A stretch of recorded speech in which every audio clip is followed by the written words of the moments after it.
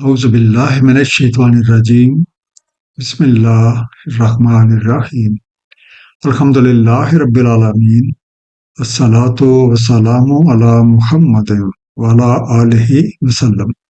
انشاءاللہ آج ہم سورہ طٰہٰ کے 8ویں یعنی آخری رکوع کا مطالعہ کریں گے۔ اس سے پچھلے رکوع کا خاتمہ اس بات پہ ہوا تھا کہ رب کریم کی نشانیاں اس زمین پہ ہر سو پھیلی ہوئی ہے۔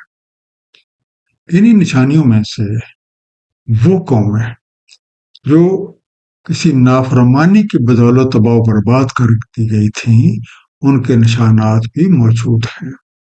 جو لوگ ان آثار قدیمہ کو دیکھ کے ان پہ غور و فکر کرتے ہیں، وہ ان اسباب کا کھوج لگا لیتے ہیں جس کی بنیاد پہ ان قوموں پہ عذاب ہے، اور انہیں بہت سی چیزیں سیکھنے کو مل جاتی ہیں جو ان کی زندگی میں انقلاب برپا کر سکتی ہیں۔ ایسے لوگوں کو قرآن کریم اولِ النہیٰ یعنی اہل ذہانت قرار دیتا ہے۔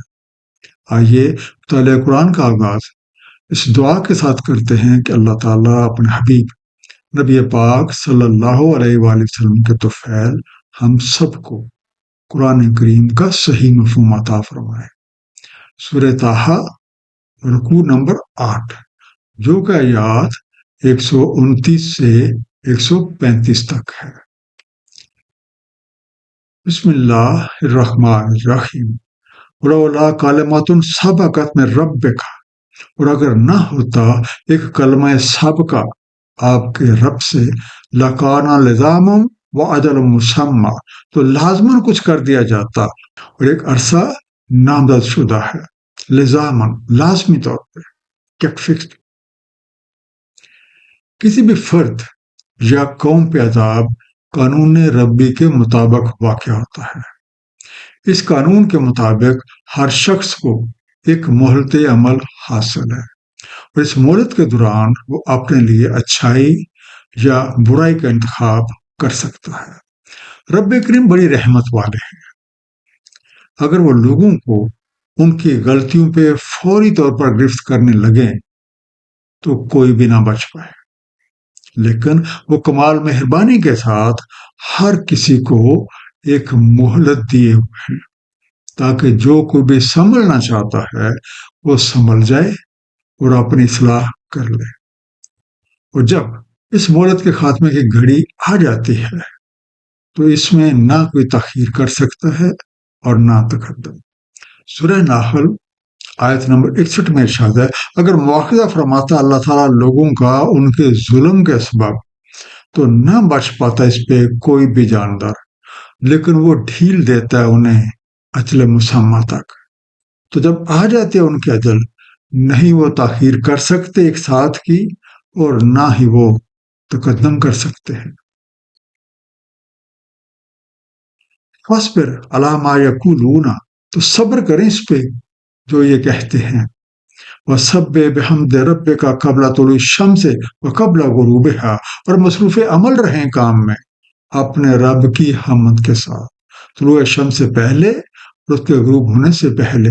وَمِنْ آنَاءِ اللَّيْلِ فَسَبِّحْ وَأَطْرَافَ النَّهَارِ لَعَلَّكَ تَرْضَىٰ، اور انتہائی رات سے بس لگے رہیں اور دن کے اطراف تاکہ تو راضی ہو جائے۔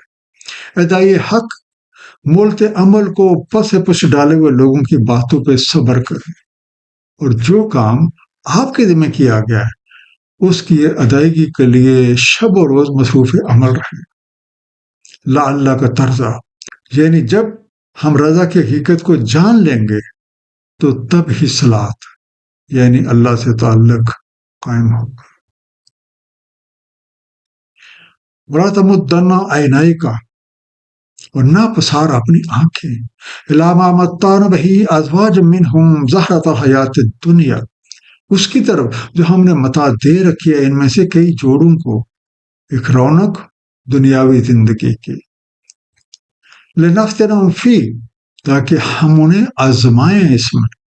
وَرِزْقُ رَبِّكَ خَيْرٌ وَأَبْقَىٰ، اور رزق آپ کے رب کا بہتر ہے اور خوب باقی رہنے والا ہے۔ زہراتہ زے ہے رے سے بنا، آب و تاب، چمک دمک، स्प्लेंडर। ए दाई हक, इन लोगों को जो हमने मताए हयात और अनवाह इकसाम की चीजें दे रखी हैं, उनकी तरफ निगाह उठा के देखने की भी जरूरत नहीं।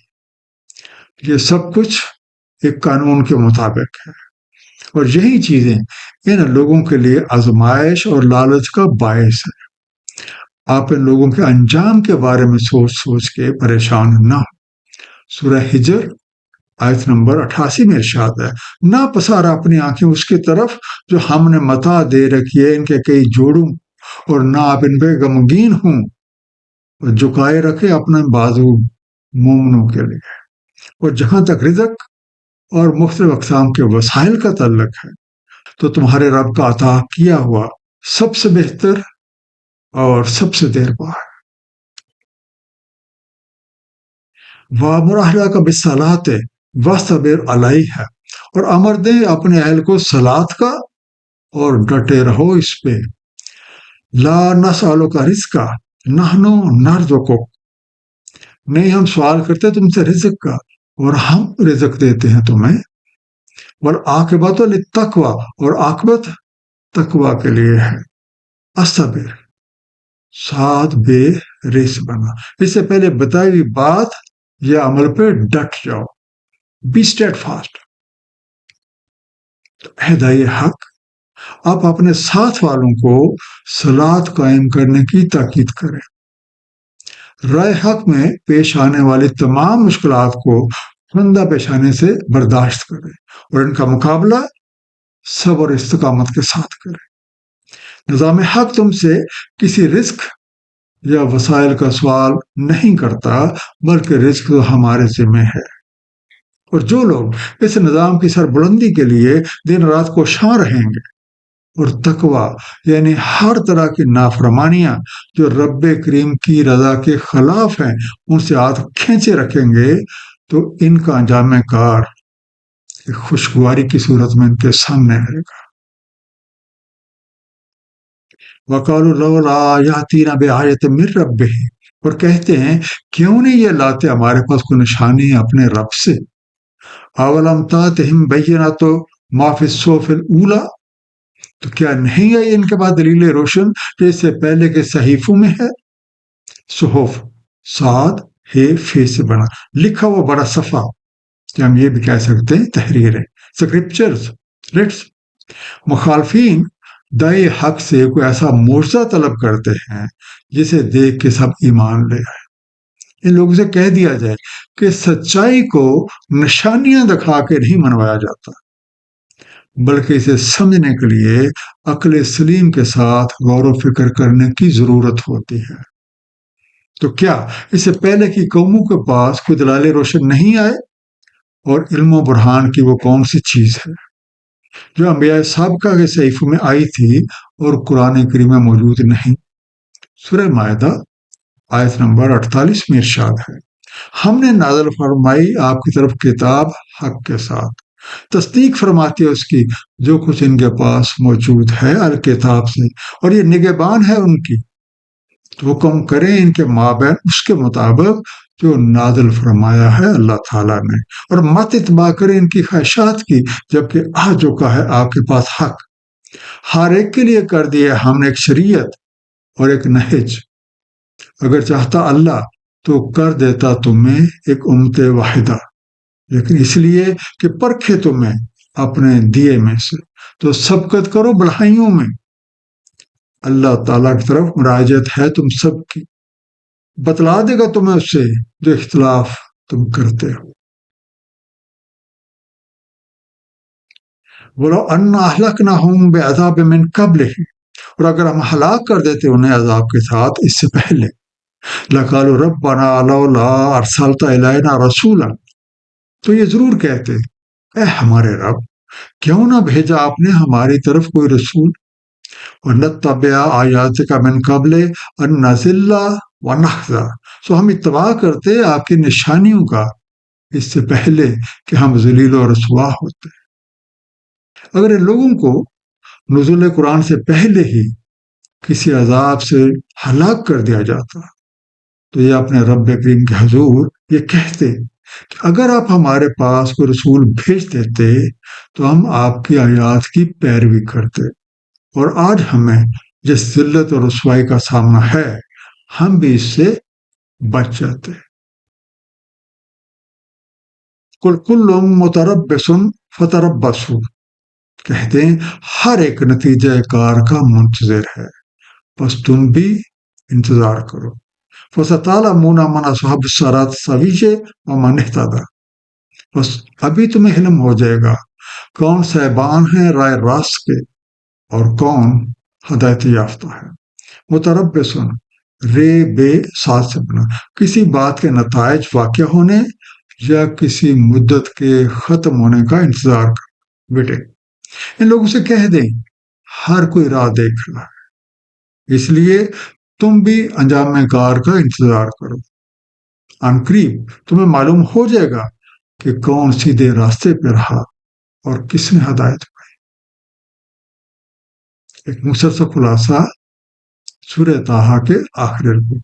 کسی بھی قوم یا فرد پہ عذاب قانون ربی کے مطابق واقع ہوتا ہے۔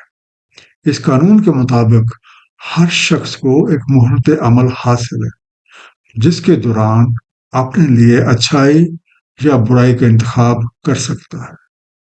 رب کریم غلطیوں پہ فوری گرفت نہیں کرتے، بلکہ کمال مہربانی کے ساتھ ہر ایک کو وقت مقرر تک مہلت دیتے ہیں تاکہ جو کو بھی سنبھلنا چاہے وہ سنبھل جائے اور اپنی اصلاح کر لے۔ اللہ تعالیٰ نے ہماری رہنمائی کے بہترین انتظامات کر رکھے۔ ان کے پیغامبر ایک امین کی حیثیت سے لوگوں کو پیغام حق پہنچاتے ہیں اور ان کی مخالفت کی پرواہ کیے بغیر اپنے ذمہ کام کو محض اللہ کی خوشنودی کی خاطر سر انجام دیتے ہیں۔ اگر اتمام حجت کے بغیر کسی قوم پہ عذاب آ جاتا تو وہ رب کریم کے عذر پیش کرتے، اگر ہمارے پاس کوئی پیغمبر پہنچ جاتا تو ہم اس کی پیروی کرتے اور ذلیل و رسوا نہ ہوتے۔ موجودہ دور زندگی میں ہمارے پاس مہلت موجود ہے کہ ہم اللہ تعالیٰ کی کتاب پہ صاحب کتاب نبی پاک صلی اللہ علیہ وآلہ وسلم کی رہنمائی کی روشنی میں عمل کر کے اپنی زندگیوں کی اصلاح کر لیں۔ اللہ تعالیٰ ہم سب کو قرآن کریم کو صحیح طور پہ سمجھنے اور اس پہ نبی پاک صلی اللہ علیہ وآلہ وسلم کی سنت مبارکہ کے مطابق عمل کرنے کی توفیق عنایت فرمائے۔ صدق اللہ العلی العظیم، صلی اللہ تعالی علی حبیبہ محمد وآلہ وسلم۔